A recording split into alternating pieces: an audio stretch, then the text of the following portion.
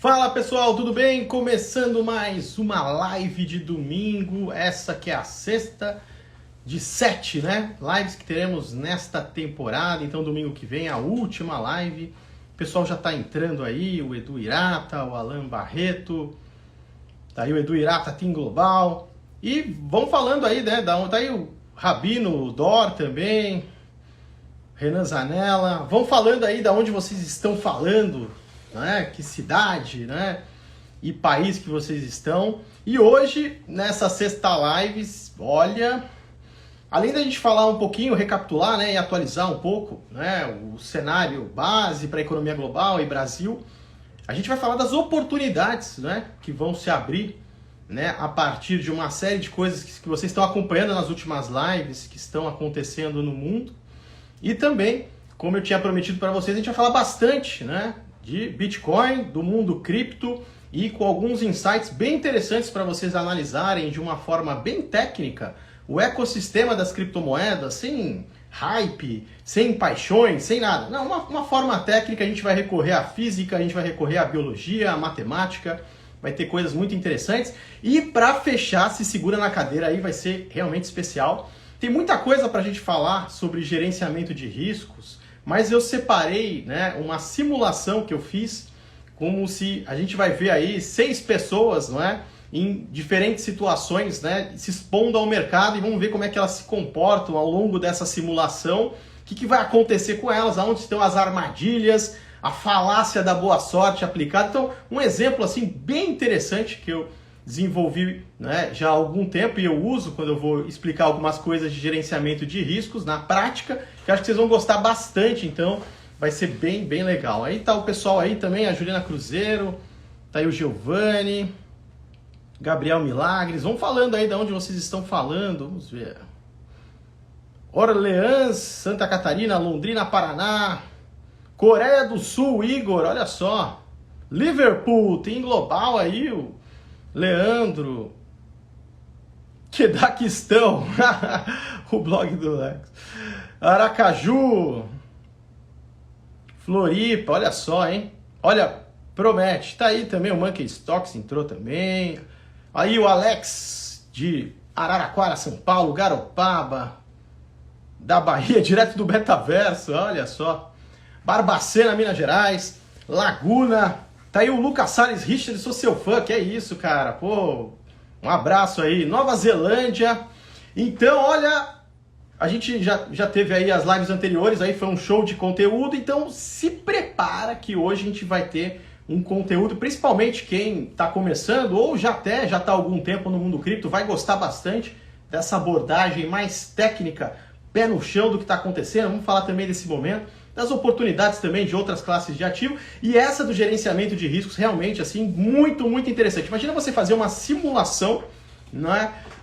Eu fiz uma simulação no MATLAB, né, um software de matemática, simulando aí o comportamento, né, de investidores com determinadas posturas, né, em meio à tomada de decisão. E a gente vai ver a vida desses caras aí ao longo da vida, então vale muito a pena, vai ser assim, show de bola. Tá aí o Eduardo aí, Minas Gerais, Olinda, Garopaba também. Show de bola, pessoal. Sensacional, então vamos aí, então, porque a gente tem muito conteúdo aí, que vai ser bem interessante. Tá aí o Fábio também, direto de Caxias do Sul, preservando o patrimônio, excelente. Que é para vocês utilizarem na vida de vocês esse conhecimento de base aplicado, não é? Vocês produzirem conteúdo, eu vejo muita gente produzindo conteúdo, muito bacana, vai lá, me marca, não é? Mostra para mim, realmente assim, então a gente vai fazendo um movimento saudável, né, e positivo de coisas boas dentro desse ecossistema de economia, finanças, discutindo o Brasil, não é? Colaborando aí com os investidores para eles tomarem melhores decisões, não é? Então, vamos lá, né, pessoal? Vamos lá, vou desabilitar aqui rapidamente os comentários para a gente se concentrar. Então, como é que está dividida esta live, hein? Vamos ver aqui os cenários, que tais oportunidades são essas. Vamos fazer uma imersão nesse mundo cripto, comentar também esse momento que a gente está vivendo, essa descontinuidade de curto prazo aí que está em andamento, e gerenciamento de risco, que aí se segura na cadeira. Vai ser aqui um momento realmente bem especial, né, que a gente está fazendo aqui nessa experiência ao vivo. Então vamos começar aqui, pessoal. E rapidamente, o que vocês têm visto, né, nos últimos tempos, né? A gente tem visto a economia global, né? Ela veio se deteriorando nos últimos meses, não é? Esse gráfico aí é aquele gráfico da surpresa econômica, então quando ele sobe mostra que os dados econômicos divulgados, eles estão acima do esperado do mercado, e quando eles caem quer dizer que está desapontando. Quando você tem então quedas persistentes ou altas persistentes, você tem mais ou menos o momentum da economia, se ela está indo bem ou num momento ruim. Vocês viram que ela começa a desabar ali a partir de meados de maio, está tendo uma leve recuperação, principalmente agora puxado nessas últimas semanas pela economia americana, mas a gente tem, né, claramente aí se desenvolvendo uma dinâmica do tipo estagflação, que é o quê? Uma situação de baixo crescimento combinado com ondas inflacionárias, tempestade perfeita para a inflação. Cansei de falar nas lives anteriores, não só um fenômeno do Brasil, mas também, né, pegando aí Estados Unidos, zona do euro, né, com a maior inflação acumulada ao consumidor desde, né, da implementação da zona do euro, não tinha acontecido ainda. Você pega lá países como a Alemanha, Espanha, realmente situações que não aconteciam há muitas décadas, né? A própria dinâmica do tipo estagflação não acontecia lá desde a década de 70 e 80. Então é um momento ímpar, é um momento diferente. Além disso, vocês também já sabem que lá na China, a economia chinesa principalmente se deteriorou rapidamente, coisa que a gente não via acontecendo nas últimas décadas. China é um motor extremamente importante, mas além disso, a gente tem os sinais de uma possível mudança, né, do próprio modelo econômico chinês, a tal da prosperidade comum, que é uma China mais intervencionista, uma China mais fechada, uma China mais linha dura e lá voltada para dentro. Isso tem implicações na economia global e isso tem implicações também no Brasil, né? O nosso principal parceiro comercial é a China. E que gatilhos perigosos que a gente tem no momento, né? A gente tem os sinais do fim da chamada era do dinheiro barato, que também foi permitida no mundo durar tanto tempo graças à China, né? Porque a China inundou o mundo com seus produtos baratos, isso permitiu ali, ela exportava deflação, isso permitiu que os países, não é, mantivessem suas taxas de juros lá embaixo, porque não tinha inflação no mundo, e além disso puxava a economia global, era o principal motor da economia global toda. Então, um cenário muito benigno no mundo no geral, que tem sinais agora, já há algum tempo, que está se revertendo nesse sentido. E a China ainda com essa mudança, né, brusca aí de modelo econômico, né, voltando mais para a prosperidade comum. Para quem quiser pesquisar mais sobre isso, vale a pena pesquisar sobre isso. Prosperidade comum era lá da época do Mao Tse Tung, então não tem como você olhar a China com lentes, né, agora, não, mas não tem lógica capitalista. Não, você tem que mergulhar na história, porque senão a sua análise pode ficar comprometida. E agora, diante dessas ondas inflacionárias e os principais bancos centrais, eles ficando cada vez mais acuados, já tem os bancos centrais dos países emergentes aumentando as taxas de juros, ciclo de aperto monetário, e você tem também a questão de países desenvolvidos como Estados Unidos, Europa, ali os bancos centrais, uma mega pressão para eles começarem a aumentar os juros, não é? A expectativa é que comece já em meados do ano que vem, reduzir os estímulos monetários, e isso tem uma série de implicações e é o tema da live de hoje. O fim da era do dinheiro barato, ela reverte uma série de coisas que eram possíveis, ou seja, projetos que não paravam de pé, mas eram aceitos, porque o dinheiro estava de graça, pegava lá, justificava, a empresa não precisava nem dar do lucro, e também incentivava o endividamento de pessoas, governos, não é?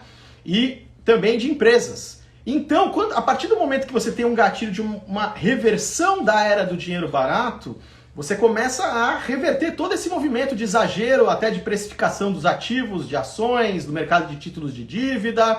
Aquilo que parecia bom começa a ficar aparente, como Warren Buffett fala, né? Abaixa a maré, você vê quem está nadando ali peladão, literalmente, vem as fraudes à tona e quem está endividado até o pescoço começa a enfrentar uma série de problemas e muita gente, né, literalmente é extinta, né? Negócios que desaparecem ou enfrentam problemas, e aí que está, né, o epicentro da grande oportunidade que vai começar a aparecer. Porque nesses momentos, não é, que você vai ter esses exageros, não é, sendo filtrados, quem exagerou, quem estava muito endividado vai ficando ali pelo caminho e isso vai abrindo oportunidades. Vai ter oportunidades em diversas classes de ativo, quando isso, né, a realidade vem à tona, e também, principalmente, pessoal, para empreender. Então, quando você tem negócio que é muito caro você comprar os negócios na bolsa, por exemplo, a bolsa americana, lá, você olhar o valuation de muitos setores e muitas empresas, muito caro, né? Se você utilizar aí dezenas de métricas de valuations mais consagradas, tá na hora, e você sabendo que vem aí uma chacoalhada no mundo aí nos próximos trimestres e anos, é o momento de você, além de ter uma postura como investidor, de você se expor de uma forma que, independente do cenário, você vai ter liquidez naquele momento que ninguém mais vai ter liquidez e aproveitar as oportunidades,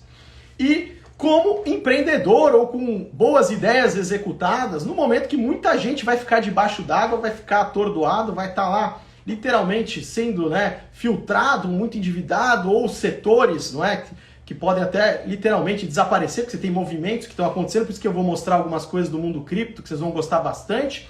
E aí é a hora de aproveitar as grandes oportunidades, é o momento mesmo, aquele clichê que fala que o dinheiro muda de bolso literalmente. Porque o caminho mais comum, todo mundo acaba, geralmente, o ser humano é um animal gregário, ele gosta de andar, né, em comunidade, em bando, e ele quer ter aprovação social, ele se sente desconfortável de ter uma posição, uma opinião muito diferente da maioria. Então, ele é guiado por hypes, por momentos extremos. Então, todo mundo fala só depois fala de cripto, quando já subiu, aí todo mundo fala, toma uma lambada na cabeça, toma na fuça.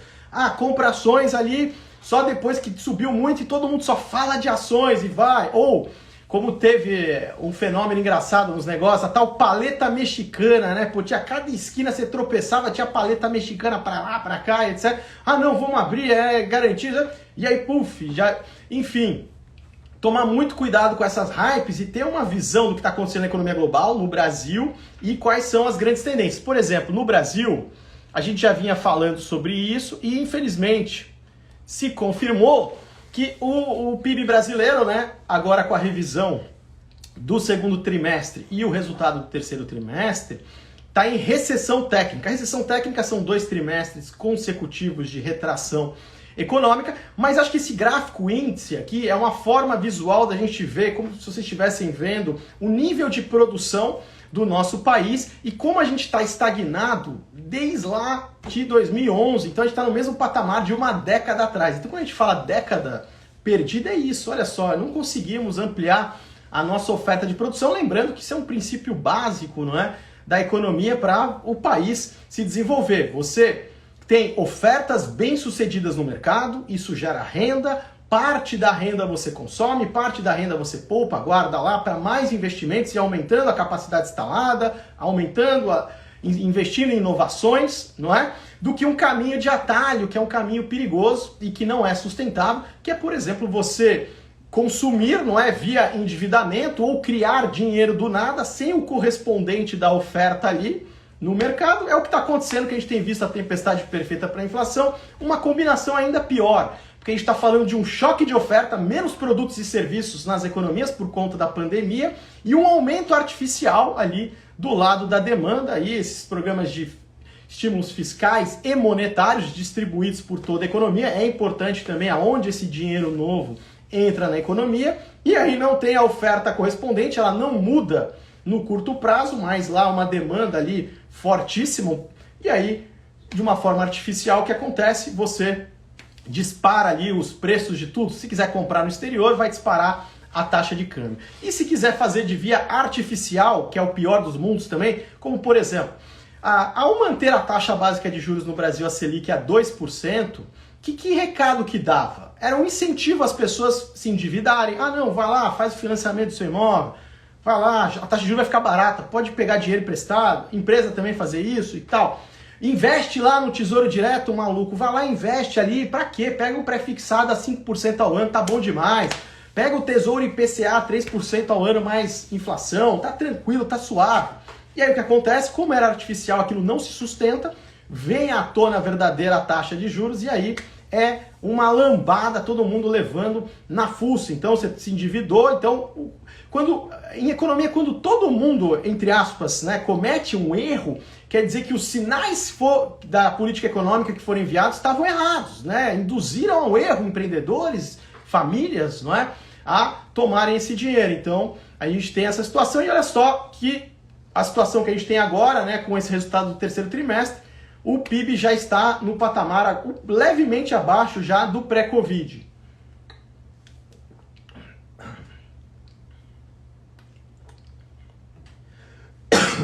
Se a gente usasse, desculpa, pessoal, se a gente usasse indicadores de alta frequência econômicos, esse visual da economia brasileira que a gente está vendo com certo atraso, isso já seria retratado com muita antecedência. Então, essa é uma ferramenta poderosíssima, mais uma vez a tecnologia sendo aplicada à economia e realmente, né, a situação do PIB brasileiro para a gente ver um crescimento mais de longo prazo é o que vocês viram na última live, que é basicamente os dois motores de longo prazo, que tem que destacar, primeiro, produtividade, que infelizmente não vem aumentando, você produzir mais com menos, não é? Menos matéria-prima, não é? Ter mais inovações tecnológicas e investimentos para aumentar, né? Melhorar a infraestrutura do país, a capacidade instalada. Enquanto a gente não tem isso, infelizmente a gente continua caminhando. Então, pessoal, no Brasil, a gente tem essa situação que já não está muito favorável e, além disso, a gente tem um cenário externo que era muito favorável para o Brasil, principalmente o país voltado muito a commodities, não é? Que é um cenário externo de décadas, que era para a gente ter feito a lição de casa e tá voando baixo, ou sofrer muito menos se vem alguma coisa lá de fora, mas não é? Infelizmente a gente desperdiçou mais uma oportunidade, e aí o cenário externo não ficando tão benigno, nosso principal parceiro, a China, também com sinais ali de mudanças, não é? A gente teve uma outra questão também, que é chamado bônus demográfico, que a gente desperdiçou, que a gente teve um momento que, graças ao bônus demográfico, a gente tinha lá muita gente entrando na força de trabalho do Brasil para bombar, né, a produção do país, aumentar a produtividade, só que a gente não aproveitou isso e o país começa também a passar por um processo de envelhecimento rápido. Aí você começa a juntar os pontos. Tá, eu sei que muita gente que está endividada, quais setores estão mais endividados vão sofrer, é uma população que tende a sofrer um processo de envelhecimento e também, né, um olhar, né, e eu acho que uma faixa etária extremamente interessante para negócio que já tem vários negócios novos que as pessoas estão começando a perceber, os jovens, não é? O próprio mundo cripto, né, ele conquistou o coração dos jovens justamente porque os jovens, eles têm um sentimento maior quando ele está com o Bitcoin, por exemplo, de propriedade. Ele faz o que ele quiser, a hora que ele quiser, não tem que esperar abrir um pregão, nem fazer nada disso. Não tem mais fronteira, ele pode transacionar por todo mundo. A custódia é a responsabilidade dele. A gente tem setores aí voltados para os jovens se conectando, como esse setor que está fortíssimo já há um bom tempo e está agora entrando nesse mundo também do blockchain, os GameFis, que é esse setor de games, né, e-sports, que é sensacional. Questões que a gente vai ver até da própria indústria musical, transformações que a gente vai ver a partir do que a gente chama de NFTs. Mas, enfim, não é? Vai ter muita oportunidade, repito, para quem tiver liquidez, ou seja, quem tiver pé no chão, tiver a exposição que a gente vai ver na hora do gerenciamento de risco convexa, vocês vão ver na prática isso na simulação que a gente vai fazer. E também mente aberta, sabe? Você tem que ser open mind, assim, mente aberta, você não pode ter preconceitos, não, você tem que estar de olho em todos os setores. Então, não tem aquela história, não entendo como é que o cara que faz tal coisa na internet ganha tanto. O moleque joga videogame, transmite e ganha tanto. Não, pessoal, tem que entender a teoria do valor subjetivo, tá? O valor das coisas, o que o ser humano atribui é subjetivo, não é? Então, ele pode conceder, né, à sociedade coisas que às vezes a pessoa fala, não entendo por que isso, a pessoa tá... Mas se ela tá solucionando um problema, tá tornando melhor a vida das pessoas, tá resolvendo alguma coisa, enfim, né? Não é através, o custo disso, por exemplo, o iPhone, então o valor dele tem que ser o custo exatamente das peças, mas isso, não, nada disso. É o valor subjetivo. No gráfico que a gente está vendo aí, pessoal,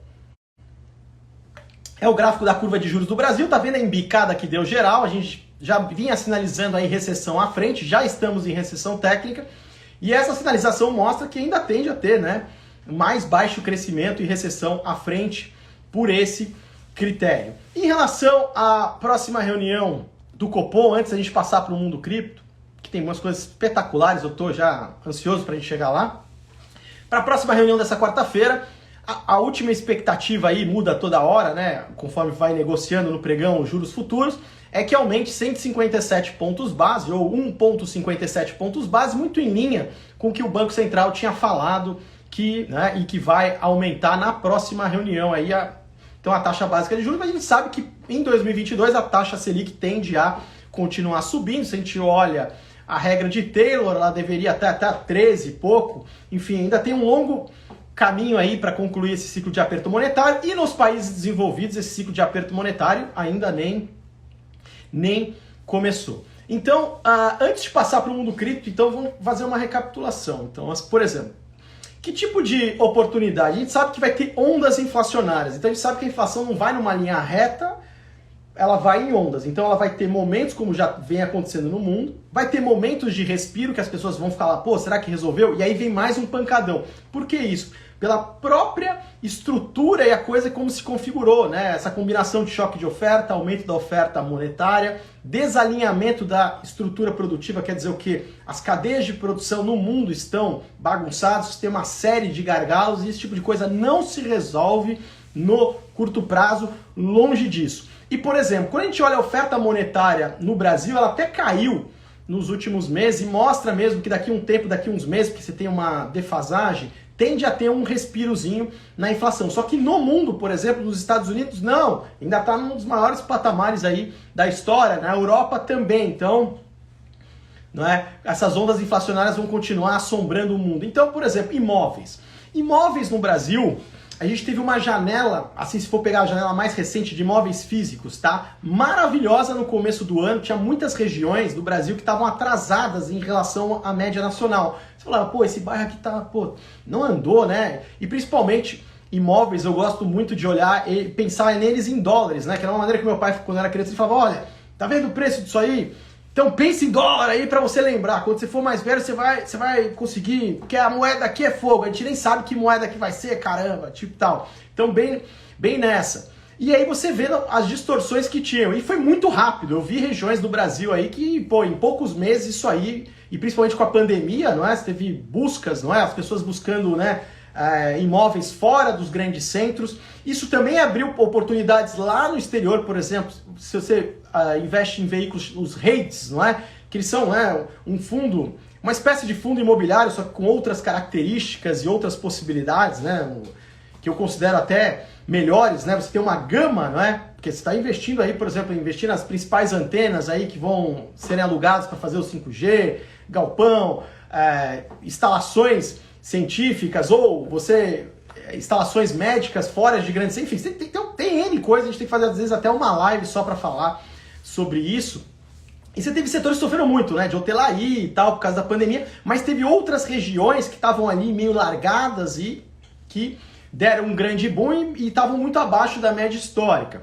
E aí, por exemplo, no Brasil já tem regiões que já tem até certo exagero, a gente está no momento, como a gente tem essa taxa de juros e esse ciclo de aperto monetário em alta, então realmente muita gente aí que já está começando a ficar apertado no seu financiamento, a gente tem que ver esse comportamento, como é que vai ser, porque quando você tem aqui nessa modalidade de alienação fiduciária, praticamente em 3 meses, né, tirando essas legislações que eles colocaram na pandemia, o cara não pagou, aí vai para leilão e tal, etc.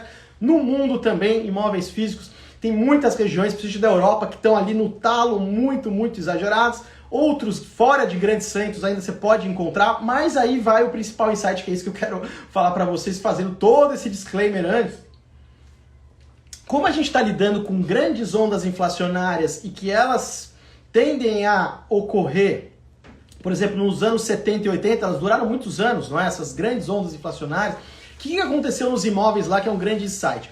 No primeiro momento que você teve o pancadão na taxa de juros, ou seja, o fim da era do dinheiro barato, sobe lá a taxa de juros, muda a curva de juros, pega e enche a turma do financiamento, você teve até um momento que os imóveis caíram. Só que quando eles caíram, eles automaticamente abriram uma grande janela de oportunidade, justamente por se tratar de um ativo real, e aí você surfou. Então, no primeiro momento, a queda ela abre essa oportunidade para você se expor e depois você surfar ali a continuidade das grandes ondas inflacionárias. Então, imóveis, se regiões interessantes começar a cair a partir do ano que vem, começa, a abrir oportunidades. Da mesma forma, se a gente for olhar, por exemplo, commodities tem que fazer uma pergunta, obviamente olhar os fundamentos, mas pensar na elasticidade da oferta. Quer dizer o quê? Que os mais antigos, eles diziam que no caso das commodities, por exemplo, quando ela tem uma alta muito forte, o preço dela, a alta do preço, cura aquele movimento. Cura o quê? Resolve lá, ela volta, se estabiliza ou começa a cair. Tem commodities por conta do aumento da produtividade, tecnologia, que consegue aumentar a oferta rapidamente. Às vezes não, acontece alguma coisa climática, porque commodities tem várias categorias, pessoal. Agrícola, tem de energia, metais industriais, como por exemplo cobre, tem metais preciosos, ouro e prata. E aí você tem que entender, não é? Primeiro, qual que é o cenário base do mundo, né? Ondas inflacionárias, tem que me proteger disso. O que funciona mais, não é? O mercado acionário, ele está meio favorável ou não no mundo? Se não está, também, além da inflação, é bom você estar exposto, por exemplo, a metais preciosos. Como é que é, no caso, a elasticidade dos metais industriais? Como é que está o estoque? Tá vendo as perguntas que você vai fazendo? Metais preciosos são praticamente inelásticos. É muito difícil aumentar a oferta de ouro e prata. Não tem. O número de descobertas nos últimos anos caiu bastante. Praticamente não tinha nem geólogo. Já de algumas agrícolas, aí pode ser de commodities de energia, como petróleo, gás, enfim. Aí você vai desenhando todo um racional a partir disso. No momento, assim, acho que uma grande oportunidade para 2022 aí e para os próximos anos continua sendo aí, por exemplo, metais preciosos, continua sendo uma simetria muito boa, não é? Já está já quase um ano e pouco aí consolidando, né, aquele movimento lá de correção, meio de lado, se você pega o gráfico mais amplo aí de alguns anos, do ouro e da prata, mas se olhar lá a dinâmica do próprio ouro físico, a dinâmica da própria prata, os bancos centrais comprando muito ouro, se olhar lá como é que está no mercado futuro, se tem algum sinal ali favorável ou não, do próprio cenário macro, será que no momento de incerteza é bom ter ouro ou não, enfim, e tem o ouro digital, não é? Que despontou como alternativa, que é o Bitcoin, que se a gente tem um estudo que foi feito pela Bloomberg que mostrou que tem sido mais utilizado como proteção contra a inflação no mundo, enquanto o ouro tem sido utilizado mais contra uma proteção contra a incerteza, né? Então você tem uma combinação, fica algo extremamente interessante. Então vai ter oportunidades commodities, vai ter oportunidades em imóveis físicos, vai ter muita oportunidade, mas tem que ter paciência quando começar a, né, corrigir esses excessos que a gente tem visto, essas hypes que a gente tem visto, por exemplo, no mercado acionário. No mercado de títulos de dívida, aí você tem que ser muito, muito criterioso, mas vai ter muita oportunidade, porque hoje a gente tem muitos exageros, né, fruto dessa era do dinheiro barato, e a reversão disso, né, se você não for pego em cheio, é aquela história, não é? Se você é um espectador do caos ali, do que está acontecendo ali, e você tem liquidez, você sai bem ali, você se beneficia e tem uma possibilidade de ter até mudanças geracionais, não é? Mudança geracional é que você consegue ganhar uma quantidade, um aumento do seu patrimônio que não interessa mais nem a você, já impactou até as suas futuras gerações de tamanha intensidade. Ou você ficar na hype, e aí, meu amigo, é melhor você ir lá no armário, pegar aquela fantasia de passageiro da agonia, que aí é o trem fantasma, aí você fica meio preso, que é o que a gente até viu recentemente agora no mundo cripto, com uma descontinuidade de curto prazo que aconteceu nas criptomoedas e no Bitcoin. Milhares aí de pessoas aí que foram liquidadas, que estavam alavancadas, que perderam tudo, enfim. E por falar nisso, então, vamos falar agora desse mundo que é uma grande oportunidade que por muito tempo ela foi negligenciada pelo mainstream, né? Então, por exemplo, quando começava a falar de Bitcoin lá, 2017, 2018, pô, era meio marginalizado. Teve gente aí do mainstream que falou pra mim, pô, Richard, numa boa, cara, gosto de você e tal, não fala disso, cara, é meio marginalizado, Bitcoin, não sei o que, isso aí vai acabar, tende a zero. Aí quando chega na hype, né? Mas eu quero te dar pra vocês, fornecer uma visão técnica e conhecimento de base aplicado para vocês formarem a própria opinião. Então, primeiro a gente tem que entender por que sistemas descentralizados, que é o caso do Bitcoin, e as aplicações que estão surgindo a partir do ecossistema das criptomoedas, é tão interessante. Então a gente tem aqui no gráfico, tá? Aí no item A, a gente tem uma rede complexa. Para a gente poder analisar, né, sistemas complexos, que pode ser processos econômicos, empresas, a economia de um país, o funcionamento de um ecossistema, enfim, partículas dentro do corpo humano, tudo que você possa imaginar, vamos recorrer a redes complexas, não é? Que é uma forma da gente entender as interações entre as partes. Porque dentro de um sistema complexo, mais importante que você analisar individualmente as partes, é você analisar a interação, né? O que acontece entre as partes. Por exemplo, vai analisar um formigueiro, não adianta pegar uma parte do formigueiro, pô, tem que ver todo o formigueiro funcionando. Uma cidade é a mesma coisa, uma empresa também. Então, vamos dar uma olhadinha aqui nessas duas situações. Aqui a gente tem uma rede, né, o item A, que a gente tem um grande hub no meio e tem várias conexões, né, interagindo com esse grande hub. O que acontece se eu pego e quebro e arranco esse hub do meio aí? A rede morre, ela entra em extinção, ela vai à ruína. Se eu vou lá e injeto alguma coisa e enveneno esse grande hub, ela mesmo já faz o resto do trabalho para mim. Ela faz o favor do quê? De contaminar toda a rede para mim. A gente está vendo isso muito acontecer quando a gente tem riscos sistêmicos, né? Por exemplo, a própria pandemia mundial, a forma como o mundo está conectado, os aeroportos, os grandes hubs, não é? Justamente isso. E para a gente formar essa rede, a gente gastou 12 conexões, tá? 12 conexões a gente formou essa rede. Do lado B, a gente já tem uma estrutura mais descentralizada. Se a gente for usar o termo técnico mesmo, é uma topografia distribuída. Uma rede distribuída que está praticamente todo mundo conectado com todo mundo. O que acontece se no item B eu arranco ali qualquer nó ali? Não tem um grande hub, mas eu arranco algum nó. O que acontece? A rede é atacada, obviamente, só que o restante é preservado e melhor. O restante aprende com aquele ataque e se aprimora, fica melhor. Então, se ela sofre ataques de vez em quando, tem lá um estresse, um aumento da desordem e tal, isso é bom para ela. Partes frágeis dessa rede se sacrificam e tornam o todo cada vez melhor. Porque ele aprende, fala, pô, foi atacado por causa disso, vamos melhorar isso, vamos aquilo. Já a letra A, não, ela não tem chance. Se o hub central for atacado, game over. Game over, você tá literalmente na ruína, você tá extinto. Mas olha só o insight poderoso e o grande pulo do gato que a gente tem aqui. Na rede A, para a gente formar ela, a gente usou 12 conexões. Para a rede B, com a topografia distribuída, a gente gastou 24 conexões. Então saiu mais caro em termos da natureza para formar uma topografia distribuída. Só que esse caro e barato é relativo. Por quê? Na letra A gente está falando que se der errado e der zebra, é ruína. Ou seja, invalidaria matematicamente uma relação de custo-benefício. Já na B, que aparentemente parece que está tendo um custo, um gasto maior, não, garante o quê? A nossa preservação e garante a nossa sobrevivência. Agora aplica isso para sistemas, processos econômicos, aplica isso para o seu próprio portfólio de investimentos, aplica isso para o próprio, né, ecossistema do Bitcoin, que ele é descentralizado, não é? Então veja a vantagem e por que o Bitcoin, quanto mais ele é atacado, mais desordem, mais ataques de governos, mais forte ele fica. E por outro lado, olha só também uma coisa que envolve a parte psicológica. Sistemas centralizados são mais baratos e fáceis de serem aceitos, porque você fala, olha, isso aí a autoridade central vai resolver o problema.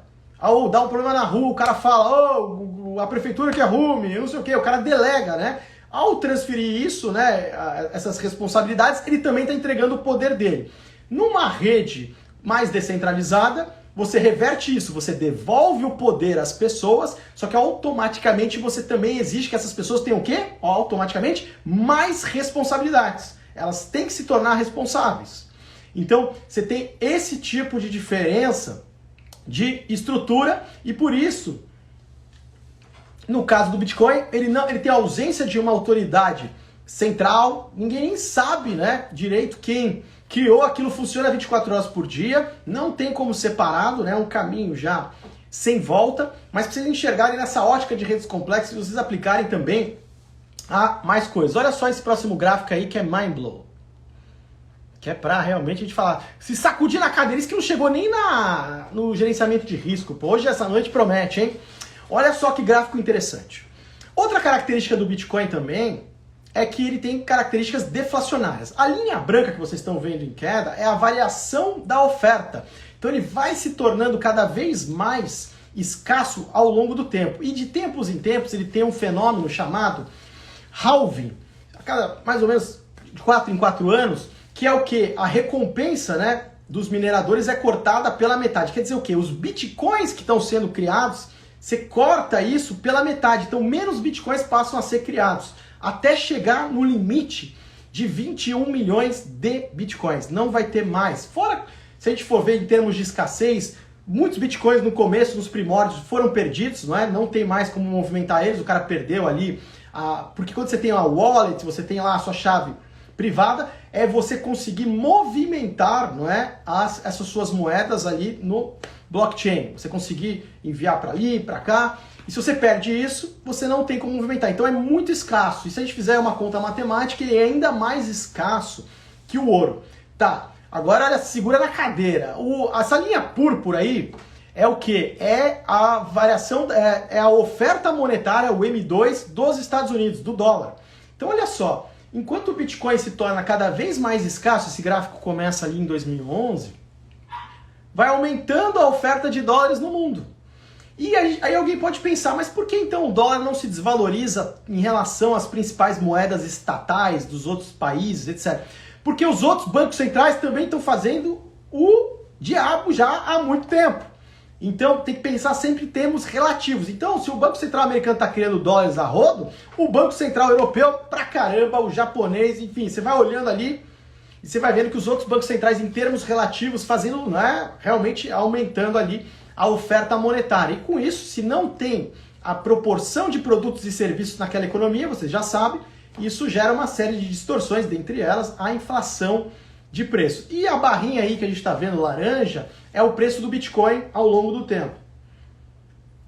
Ele vai se tornando mais escasso, né? Então a oferta tende a ficar cada vez mais escassa e a demanda, né, com as pessoas descobrindo, tende a ficar cada vez maior. Mas lembrando que essa é uma visão aí de médio e longo prazo, e no curto e no curtíssimo prazo você tem movimentos ferozes de descontinuidades, coisas que acontecem que se você tiver alavancado ou você não estiver gerenciando bem os riscos, você vai ser tragado, você vai ficar pelo caminho ou vai jogar a toalha, vai acabar desistindo, mas eu queria mostrar isso para vocês verem qual a tendência principal que a gente tem, não é? É uma moeda já, originalmente, já está lá no seu protocolo imutável, né? Regras imutáveis, de características deflacionárias e uma oferta limitada. Enquanto o dólar, qual é o limite para imprimir dólares? Qual é o limite para imprimir reais?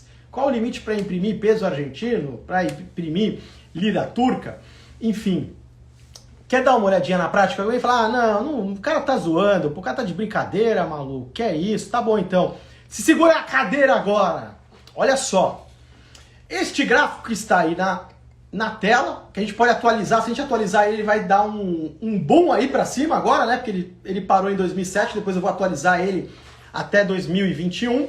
É o gráfico da inflação acumulada nos Estados Unidos desde 1776, ou seja, na independência americana.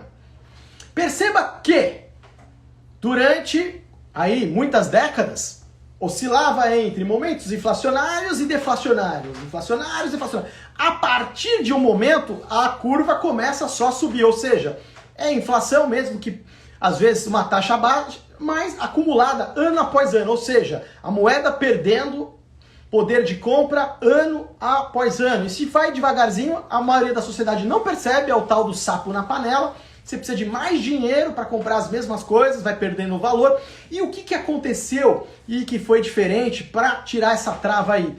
Antigamente, para você imprimir os dólares, ele tinha um lastro, né, em metal físico, né? Então, por exemplo, padrão ouro, você tinha que ter o correspondente em ouro para aumentar a oferta de dólares. E aí os governos viram isso, pô, isso aí tá atrapalhando aí os gastos, não sei o quê, né? Foram atacando o padrão ouro, chegou ao ponto de, nos anos 30, 1933, chegaram ao ponto de confiscar o ouro dos americanos quando eles perceberam que os americanos estavam migrando para o ouro e abandonando o dólar, e falou, maluco, então é o seguinte, você está confiscado, quem não entregar o ouro vai ser preso e levar uma multa, e eu ainda, como eu sou muito legal, eu já fiz até a taxa de conversão para vocês.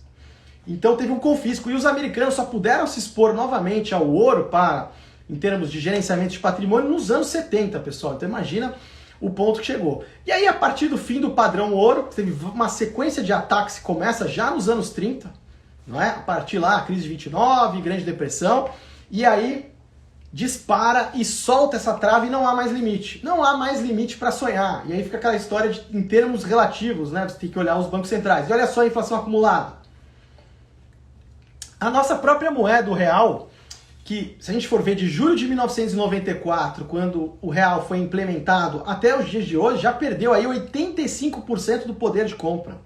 Só lembrar quanto custava o ônibus, quanto custava as coisas, por exemplo, lanche no McDonald's, enfim. E agora então, né, esse ano então, você vai no mercado, cada hora é uma alta generalizada aí do custo de vida, e quando é rápido assim, o Banco Central tem que agir. Por quê? Porque aí todo mundo percebe. Se fosse devagarzinho, sapo na panela, ninguém percebe, todo mundo, não, inflação é bom. E 3 etapas do ciclo da narrativa da inflação para vocês anotarem, e que é importante. Primeira, que a gente já passou, a inflação é temporária. Lembra quanto tempo ficaram repetindo isso para vocês? Segundo, que a gente já está nessa etapa, a inflação é boa, um pouco de inflação é bom. Aí eu já vi até artigos lá no exterior falando, não, a inflação é boa, não sei o quê, é boa para os pobres, para as classes principais.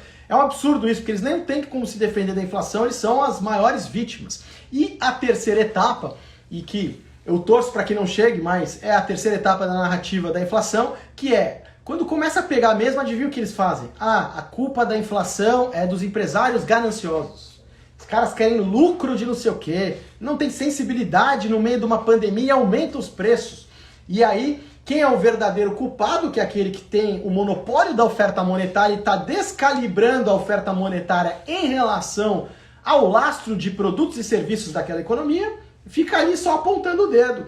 Então a gente tem que ficar bem atento a isso. Então olha só a destruição do poder de compra do dólar, isso aconteceu do real, e nesses momentos você tem que se defender e tem que, principalmente quando acelera esse processo, você tem que ter, não é, no seu portfólio, não é, ativos que não podem ser inflacionados. Por exemplo, o ouro e, por exemplo, o ouro digital, que é o Bitcoin. Mas eu quero compartilhar com vocês uma análise um pouco mais avançada para a gente chegar em outro nível.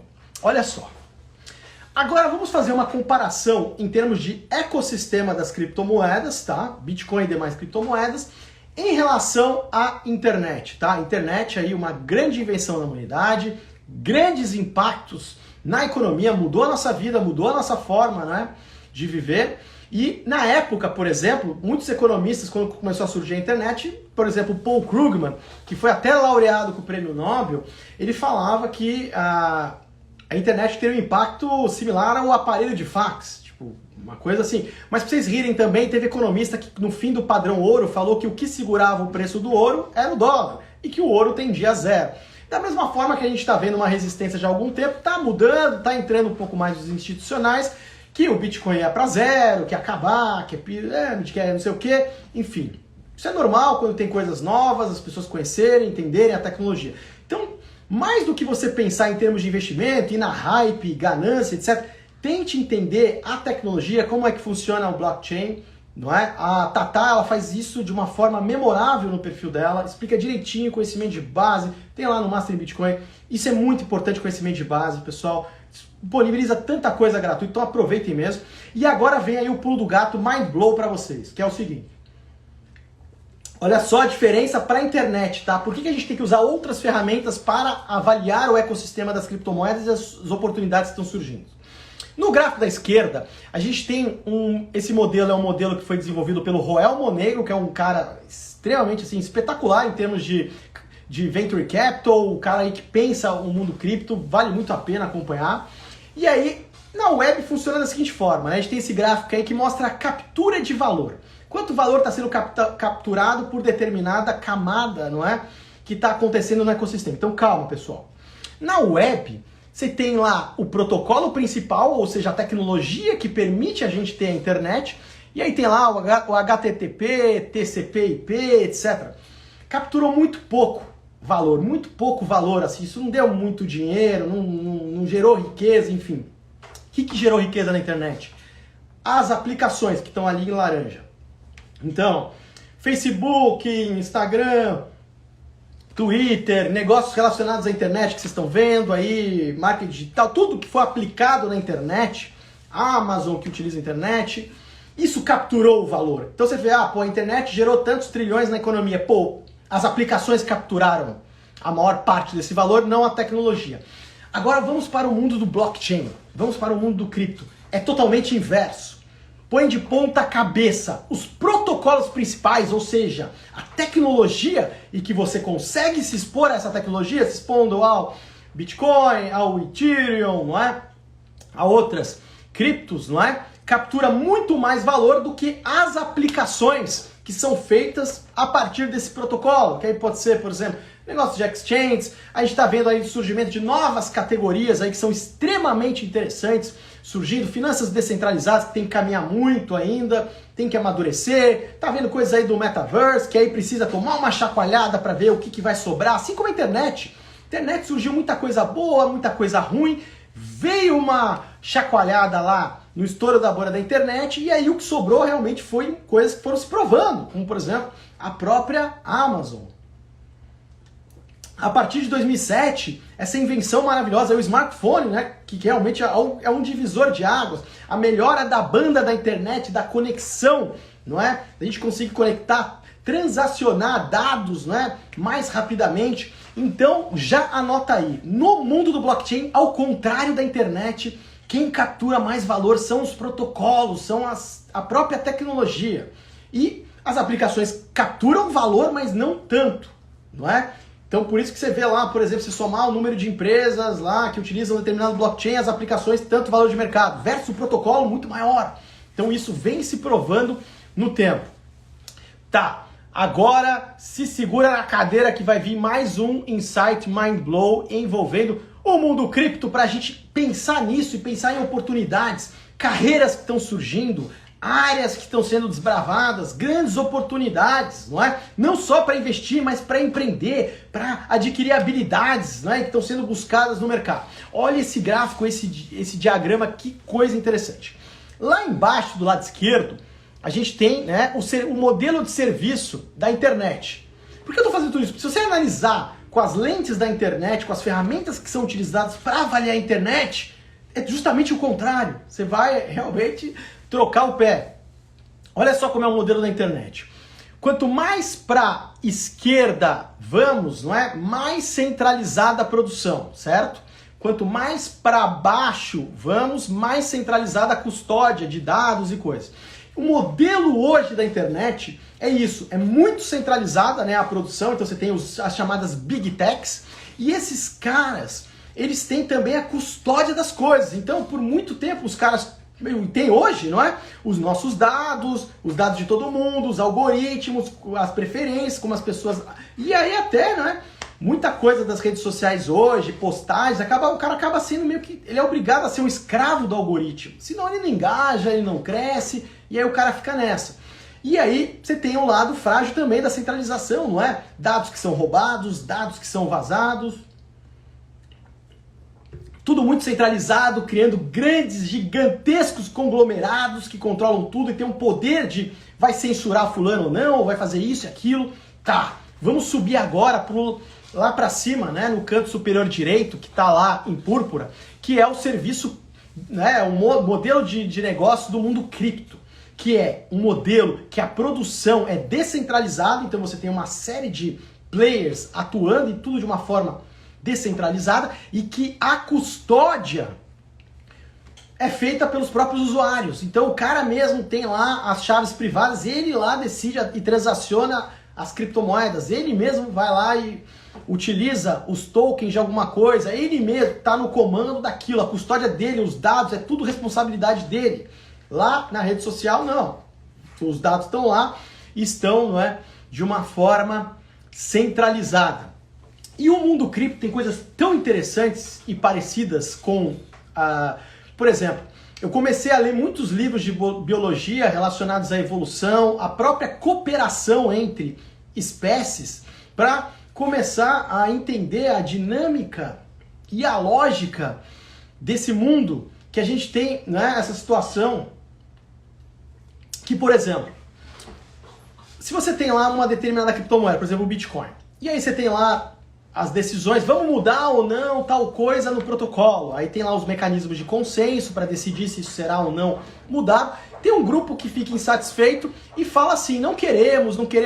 Os caras têm a opção de criar uma rota alternativa, que a gente chama de fork. Às vezes tem o chamado hard fork, que nasce até uma outra cripto a partir. Você vinha lá sendo Bitcoin, Bitcoin continua para cá, e uma outra, por exemplo, Bitcoin Cash, ou sei lá, enfim, tantas nasceram, elas nascem por aí. Isso é um mecanismo de evolução biológico que está presente na natureza. Você tem várias experiências de espécies rodando simultaneamente. Então a raposa que tem uma orelha não sei o que, com uma que é menor, um pouco é maior. Ou um mundo de códigos abertos que, imagina se você tivesse o poder de ir lá baixar os códigos do Facebook e você fala, pô, eu não gosto do algoritmo do Instagram, então eu vou fazer o Instagram do Written Band com o algoritmo é mais legal e vou botar. E você deixar para os consumidores, os usuários, o público, decidir qual que eles vão opinar, se eles vão para um lado ou para o outro. A opção, né? Então você cria, não é? Uma competição e cooperação constante. Você não tem mais, porque um dos grandes problemas do mundo hoje é que quando surgem novas categorias e chegam no topo, os caras vão fazer de tudo para não sair mais de lá. Criar lá, se aproximar do poder para criar privilégios, dificultar que nasçam novas coisas que ameacem eles.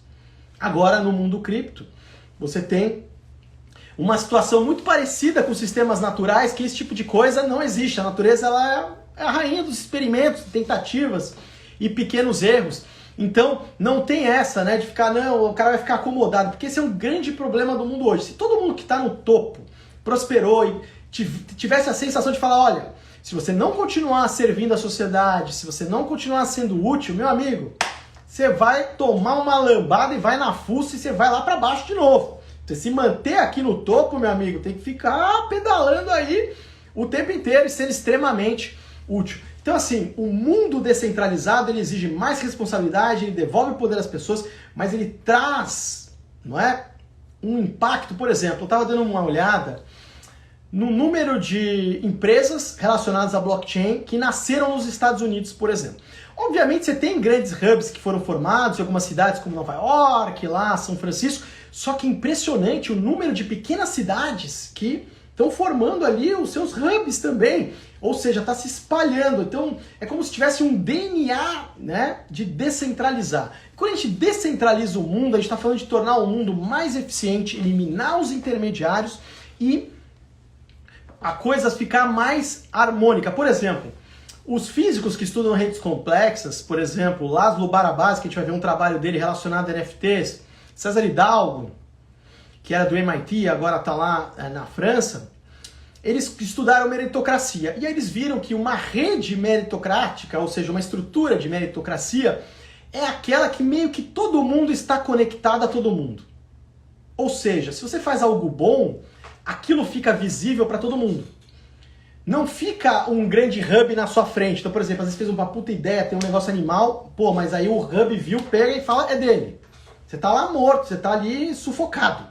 Agora, não, você tá na vitrine para todo mundo. Por isso que a internet, né, de certa forma também, vamos ser justos, ela permitiu e quebrou certas barreiras também, né, a gente ter alcance. Tudo bem que a coisa também se concentrou, mas tem também esse sentido. E no mundo cripto tem N possibilidades que a gente está vendo. Por exemplo, finanças descentralizadas. Tem bilhões de pessoas que estão desbancarizadas ainda, que não têm acesso aos serviços financeiros, seja por burocracia, seja porque não tem condições, enfim. O mundo cripto, né, ele permite isso, não é? Só que ainda precisa evoluir muito. A maioria dos projetos ainda não são descentralizados, tem muita coisa ruim, tem muito scam, que a gente fala, fraude mesmo, golpe mesmo, tem que amadurecer. Assim como todo sistema natural leva um tempo, vai amadurecendo. Da mesma forma os NFTs, não é? De você ter itens, não é? Você ter lá os registros de propriedade daquilo, né? Você, né, os seus itens colecionáveis, você poder, por exemplo, como um músico, um artista, gerenciar os próprios royalties que você recebe das suas obras, não é?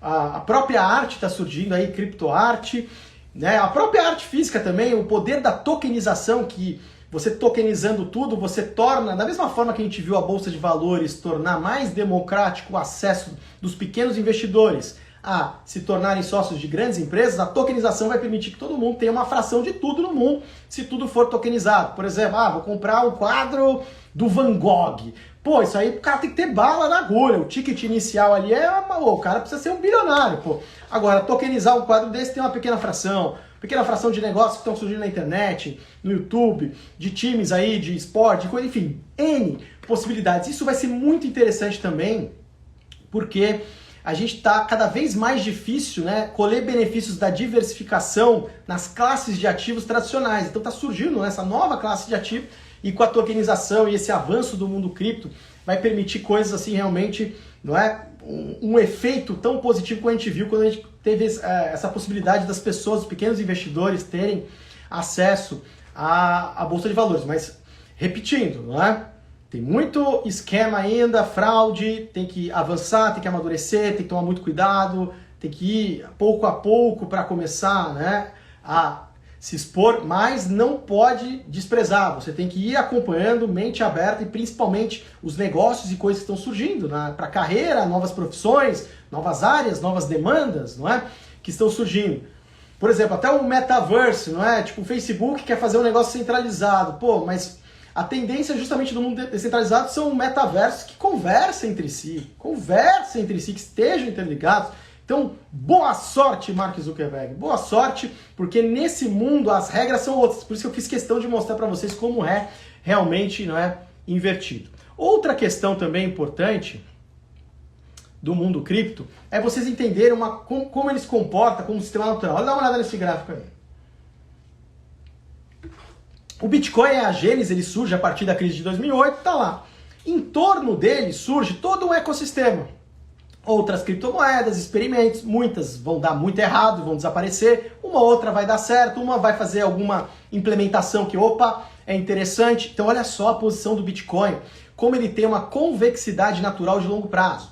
Como ele está na primeira camada, ele observa a segunda camada dos experimentos e vê, isso é legal, isso não é. E de uma forma lenta e conservadora, ele vai incorporando essas melhorias, ao protocolo deles. Como, por exemplo, recentemente ele fez isso ao atualizar seu protocolo, chamado Taproot, que ele melhorou lá a escalabilidade, melhorou lá a questão de privacidade e vai aos poucos. Mas olha, perceba, para ele obter essa fonte de conhecimento, ele não precisou fazer experimentos. Ele não precisou se expor ao risco de ruína. Ele ficou lá sentadão, só observando. Já na segunda camada, a dos experimentos, aí vai ter muita coisa, tentativa e erro, e coisa que vai desaparecer e tal. Só que tem protocolos dentro da camada de experimentos que também rodam experimentos acima delas. Tem outras aplicações e outras coisas. Esses são extremamente interessantes, porque eles formam a fractal. Então tá vendo aí, tem um Bitcoin em relação aos experimentos. E você forma fractal, um determinado protocolo da camada de experimentos em relação a outros experimentos que rodam acima dela. E ela fica aqui lá tranquila, observando também e aprimorando o protocolo dela a partir dessa fonte de conhecimento. A própria natureza atua dessa forma, através de tentativas e pequenos erros. Então é muito interessante. Então por que eu estou falando isso? Porque às vezes tem uma briga no mundo cripto dos maximalistas que falam, só o Bitcoin, tudo é shitcoin, não serve para nada. Ou quem só quer saber de altcoins.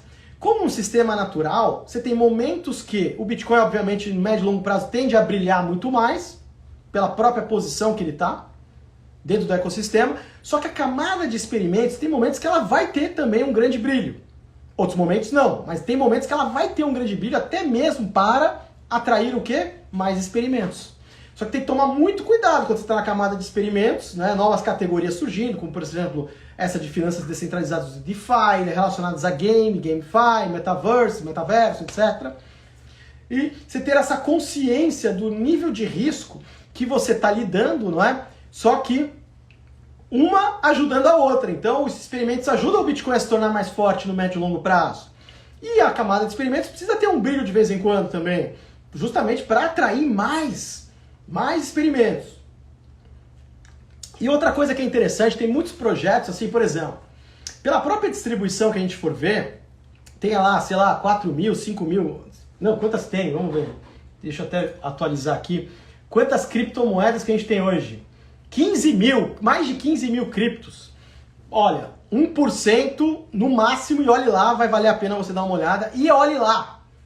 E o resto é para desaparecer, pode ser fraude e tal, etc. Porque tudo que é dá muita hype, aquilo atrai também coisas ruins, não é? Que tentam se aproveitar. Por exemplo, olha que coisa louca. Vocês já ouviram falar da bolha do boliche? Repito, bolha do boliche dos anos 60 dos Estados Unidos.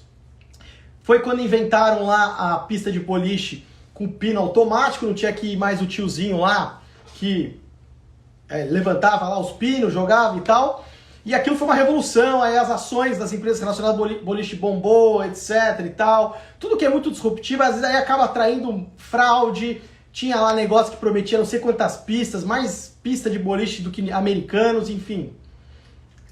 Tudo que é disruptivo em algum momento tende a atrair, não é, coisas ruins. Por isso a gente tem que sempre separar e tem que ter uma visão técnica, conhecimento de base aplicado, saber, né, o que está sendo feito e não se impressionar por oscilações e variações no preço. Tá, vamos só olhar aqui para finalizar essa parte cripto e vamos para a parte de gerenciamento de riscos.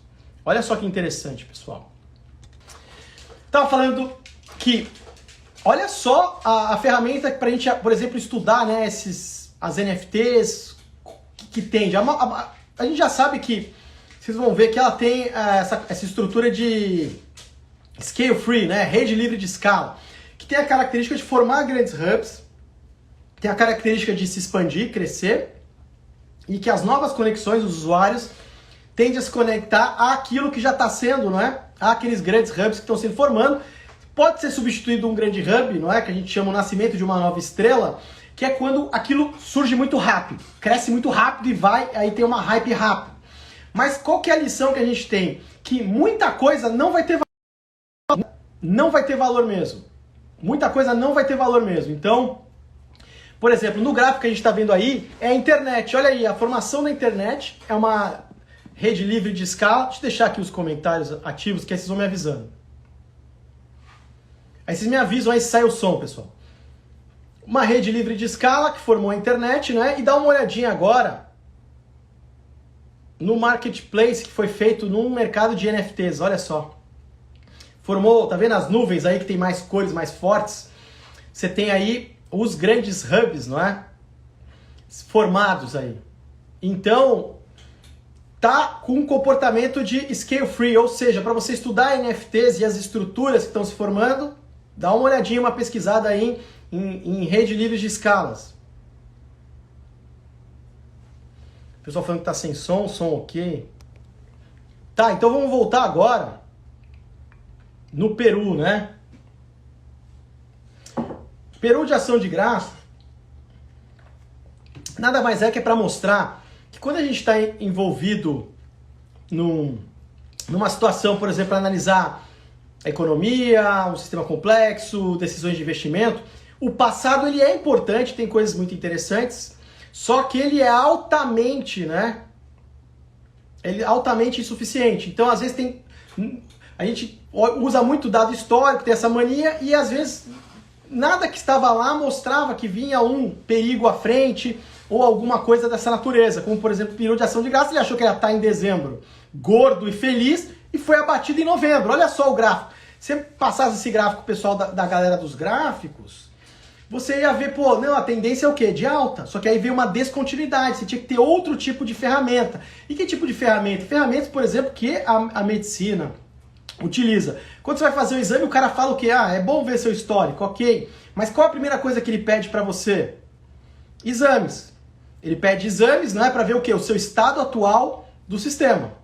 Então, a ausência de evidência não significa evidência de ausência. Não é porque não está no passado ou tem um padrão que aquilo não pode acontecer. E as pessoas ficam procurando isso, né? Ah, não, tá lá. E vem a descontinuidade. Por isso que, por exemplo, quando a gente olha o Bitcoin, o pessoal toma na fuça, para cima, para baixo, justamente por conta disso. E em outros investimentos também, como, por exemplo, a própria pandemia aí, não é? O Covid-19. Tá, agora vamos dar uma olhadinha no filé mignon que eu guardei para vocês, pessoal. Foi bem na hora, mas a gente voltou aqui, que é o seguinte.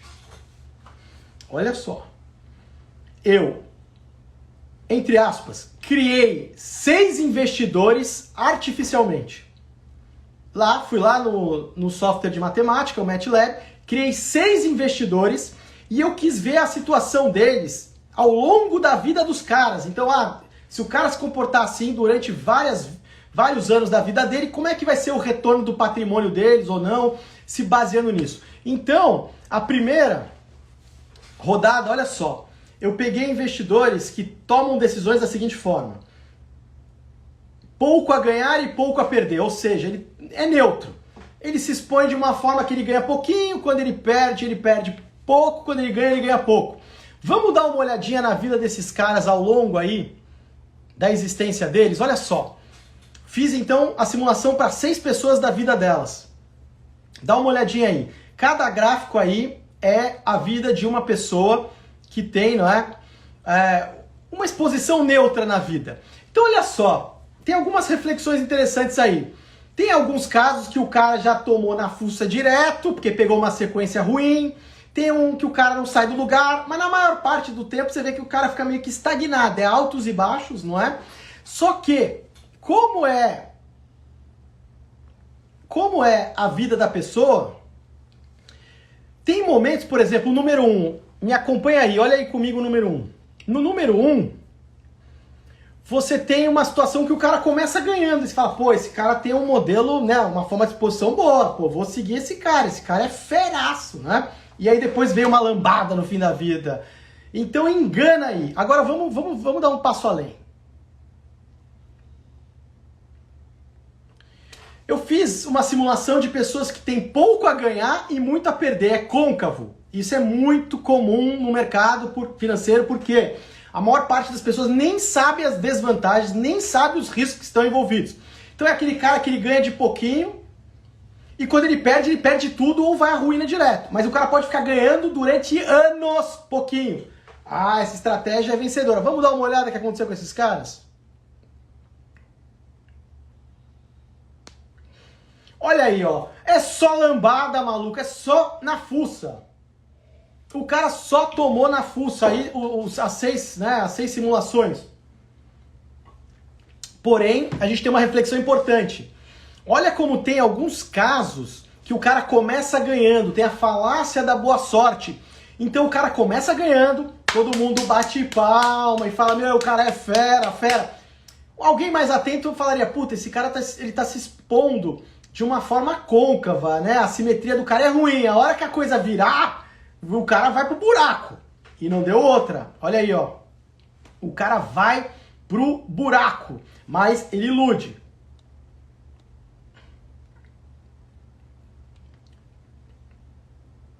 Agora uma outra situação, que é a situação convexa. Pessoas que tomam decisões em que tem mais a ganhar do que perder.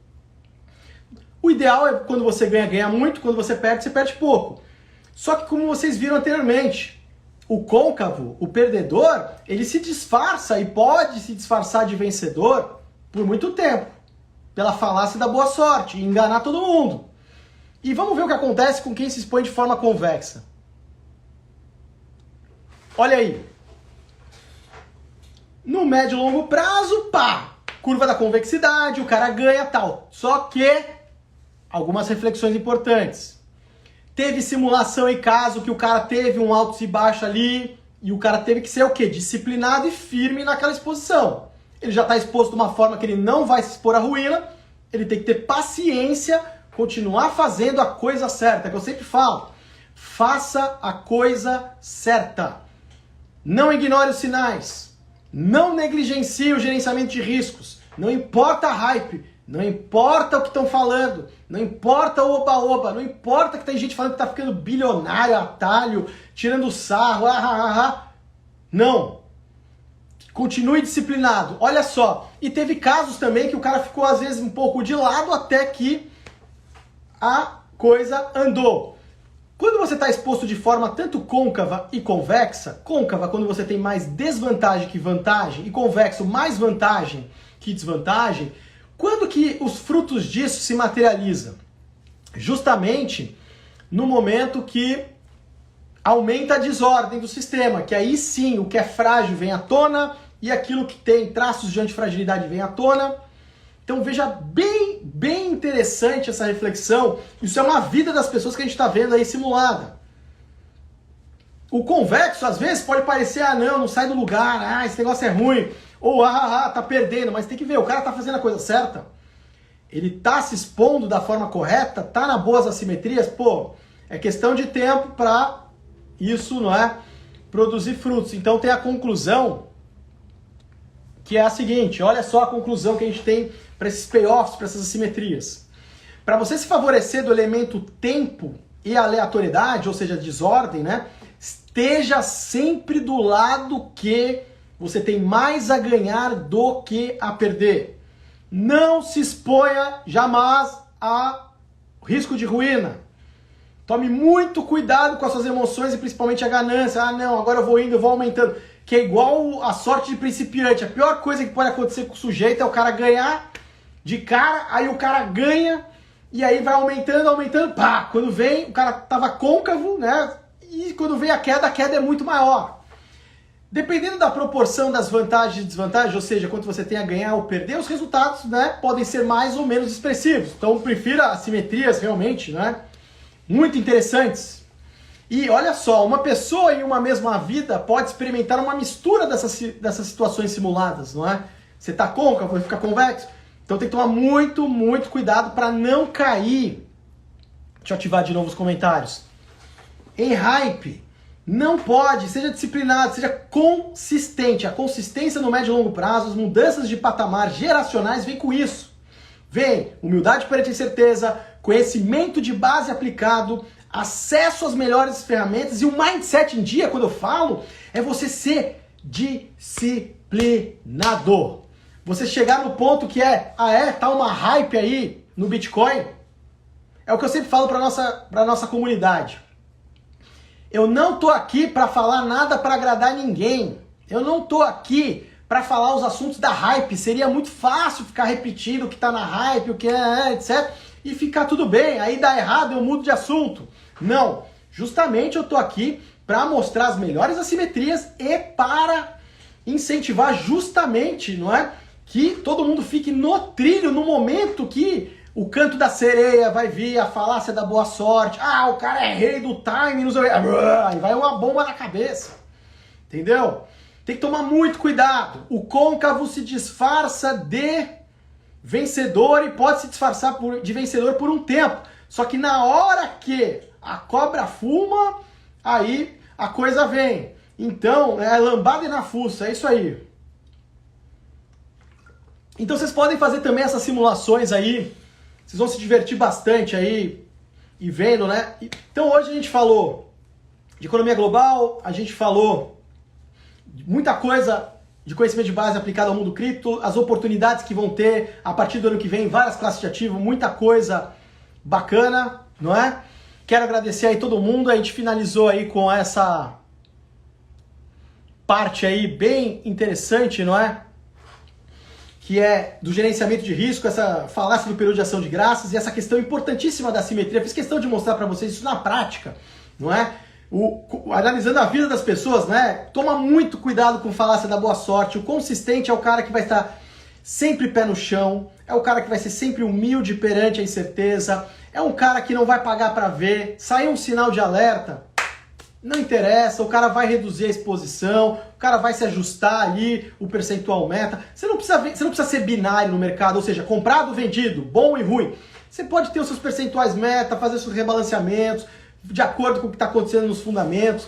Enfim, não queira ser o mais esperto, não se incomode, vendo, fulano tá ganhando, deixa, não tem essa, porque pouco sobrevive, infelizmente, no mercado, justamente porque é difícil aplicar isso na prática. Você, na verdade, é a sua luta contra você mesmo, né? Então não ter oba-oba, quando tem muita hype, você já sabe que vem lambada, né, na cabeça, vem na fuça e tal. Aí, quem tá lá tranquilo, aproveita as oportunidades, vai mudando de patamar de forma geracional, de uma forma responsável, não é? Mercado financeiro é família e preservação de capital, não é ostentação, não é nada disso, pessoal, nada disso.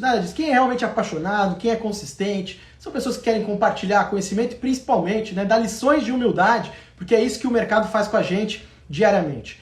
Então é isso, pessoal. Queria agradecer demais aí. Hoje a gente teve que fazer, não é? 2 partes, né? Por conta desse problema do som, né? Depois a gente arruma aí o arquivo quando for disponível, não é? Ao final dessa temporada no YouTube. A gente pede lá a turma para editar. Agradecer então mais uma vez aí a companhia de vocês. E vejo vocês no próximo domingo para a última live desta temporada. Então é isso aí, pessoal. Grande abraço para todo mundo. Uma semana abençoada para vocês. Valeu! E até a próxima. Valeu, pessoal!